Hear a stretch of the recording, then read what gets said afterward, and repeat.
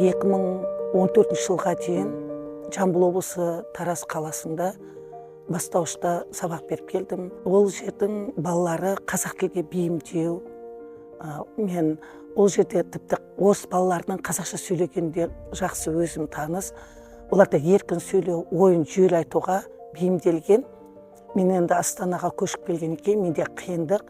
Мынау балалар орыс тілді. Қазақ мектебінде оқыса да, Қоңырауда, үзілісте жаңа орысша сөйлейді. Қазақша естімеген қиын сөздерді мағынасына түсіну өте қиын болды. Орыс тілді балаларға қазақ тіліне жақын болу үшін ойын арқылы жеткізіп отырдым. Ойын ойнату арқылы, суреттер мен сөздерді байланыстыру арқылы, жаңағы сөзді оқып отырып, соның суретін табады. Сурет ол есте қалатын нәрсе ғой. Сонда жаңа балалардың сөзге деген оқуына да, жаңа диктант жазуына да ыңғайлы болды. Суретпен жаңа сөздің байланыстыруы. Ал енді диктант жазу кезінде өте күрделі, өйткені орыс тілді балаларды не ойлайды, не естиді, сол бойынша жаза салады.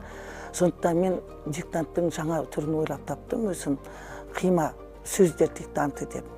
Бұл қалай сонда? Мен жеңіл сөздерден жаңағы үлкен шрифтпенен жазып, балаға көрсетем, оқытам. Оқытып болғаннан кейін қағазды төңкеріп қоямын да, соны балаларға іштерінен қайтадан қандай сөз оқығанын естеріне түсірте отырып, жаздырам да, сол сөзді тақтаға іліп, өз қателерін өздеріне тексертем. Содан балаларда кішкене қиындықтар алыстады. Қиындықты жеңу үшін түрлі әдістер ойлап табуға болатынын мен сол кезде білдім. Қиындықтың шығу жолы ол сіздің ізденуіңізге алып келеді. Жаңа әдістер ойлауға өте көмек болады.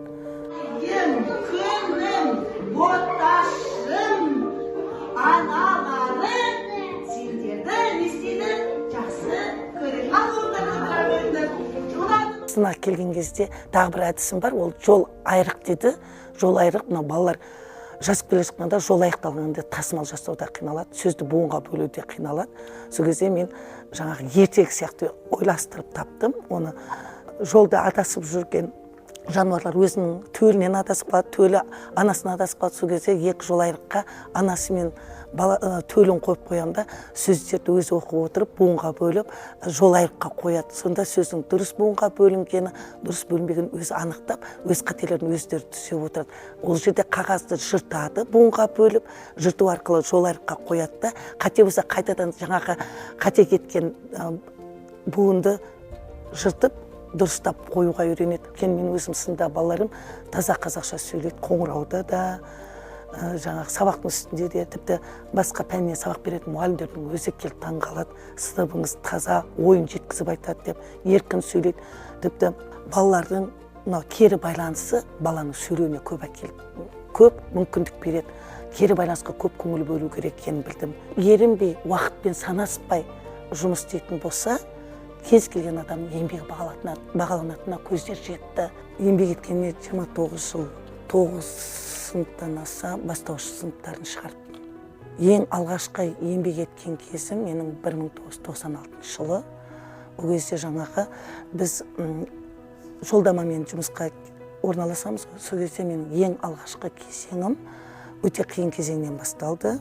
Мұғалімдер өзінің жұмысын тастап саудаға кетіп, мұғалімдердің тапшылығы кездесіп жатқан кез, сол кезде мен ең алғашқы 3-ші сыныпты берген директоры менің жаңа даусыма, тұрысыма қарап, мен саған бір сыныпты берем, сол сыныпты алып шықсаң, мен сені ерекше жаңағы еңбегіңді атайын, бұл сынып өте күрделі сынып деп берді маған, қиын сынып деп. Ойымда жоқ, менде ешқандай тәжірибе жоқ, еш нәрсе жоқ. Мен мектепке жаңа сыныпқа келсем, қойысын балалар жүгіріп жүр, бастауыштың балалар іште. Мына балалар не бұл сыныпта жүр, өз сыныптарыңа бар десем, біз осы сыныпта оқимыз. Сол кезде, ол кезде жаңа үлгермеген балаларды қалдырып кететін кез екен. Сонда олар көбейту кесесі қосу азайып былай тұрсын, өз аты жөнін жазамайды балалар болды. Содан бастап менің еңбекке деген сүйіспеншілігім қатты артты. Сол балаларды қалай оқытамын, қалай үйрентемін деп, тіпті өзімнің ол кезде бізде бір аптаның 6 күні оқу еді ғой, 7-ші күні біз демалыс. Сол демалысының балаларды үйіме шақырып, ата-анамен келісіп, үйімде оқыттым. Сонда мен 7 күн демалған жоқпын. Сабағыма да үлгерем, көрнекілігімді де жасаймын. Сол балалардың жетістікке жеткені, кейін сыныпқа өткенде олардың киімін іздеп жаңағы рахметін айтып отқан, бұның бәрі мені марапатқа апарған сол шығар. Бала тәрбие өмірде ең қиын іс қой, жауапты іс. Осындай жауапты істі иығыма салып көтеріп арқалап жүргенім үлкен жетістік, үлкен батырлық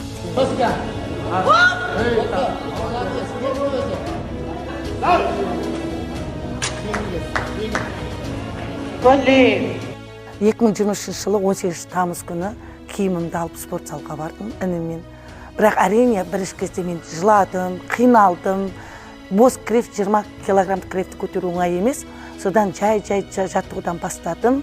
Жаттығуның арқасында өзімнің бойымдағы күштің бар екенін анықтап, 4 айдан кейін мен қалалық ашық чемпионатқа қатысып, 3 жарысқа үшеуінен де бірінші орын алдым. Содан менде қызығушылық басталды. Мен содан бастап Қазақстанның, Азияның, Европаның жарыстарына қатыстым. Осы жақында мен Египетке ашық әлем чемпионатына қатысып, 23 мемлекеттің ішінде 200 спортшылардың ішінде мен өзімнің бойымдағы тағы да қара күшімді көрсетіп, төрешілерді таңғалдырдым. Әлем, Қазақстан, Азия чемпионатына қатысып, мен 8 рекорд жаңартыптым. 45 медалім бар екен. Алғашқы жетістігімді 52-ден асқан жасымда алғашқы жаңағы осы Астана қаласында өткен чемпионатта үшеуінде де бірінші орын алғанда сол жерде мен марапаттады ғой. Сонда айтты, 52 жастан асып бірінші болып қатысып отқан қазақ әйелі деп жаңағы сол жерде марапаттаған кезде менде өзімде сенбей қалдым. Өйткені мен бірінші жарысынан үшеуінен де бірінші орын алып, мен қазақ әйелдеріне, қыздарына деген спортқа деген сүйіспеншілігін арттырып, кез келген жаста кез келген қиындықты жеңуге болады.